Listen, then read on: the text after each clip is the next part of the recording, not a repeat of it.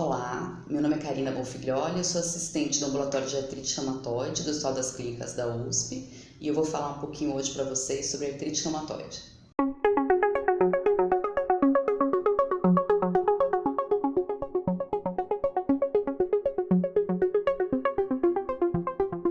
O diagnóstico da artrite é principalmente clínico, primeiramente, antes dos exames. O quadro clínico típico é uma artrite de pequenas articulações, grandes e pequenas, mas principalmente começando pelas mãos e punhos, Depois ela pode passar para cotovelos, joelhos, acomete os pés também, ombros. Então todas as articulações podem ser acometidas, Mas o quadro típico é uma artrite de mãos e punhos. Então a pessoa tem uma sensação de rigidez pela manhã nessas articulações, como se ela fala que a mão está pesada, enferrujada. Isso demora de 1 até 3 horas para melhorar, após iniciar os movimentos do dia. Então essa queixa de rigidez matinal é muito comum.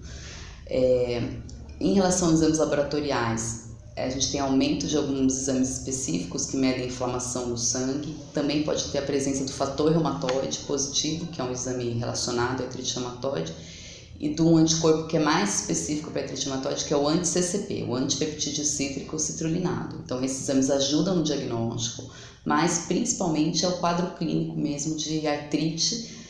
Por várias semanas, a gente considera assim, a partir de 6 semanas, como sendo sugestivo de artrite reumatoide, uma artrite de mãos, punhos, uma poliartrite, cometendo várias articulações com rigidez matinal de mais de 1 hora.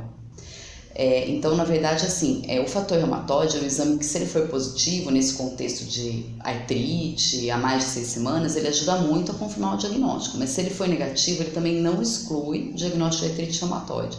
Porque 20% das artrites reumatoides são fator reumatoide negativo. Daí a gente vai valorizar mais esse quadro clínico de inflamação nas articulações, de alteração de provas inflamatórias, que também são medidas no sangue. Outro exame que pode ajudar muito é o ultrassom das articulações, que mostra inflamação até em locais que a gente não consegue examinar, que a gente não consegue sentir.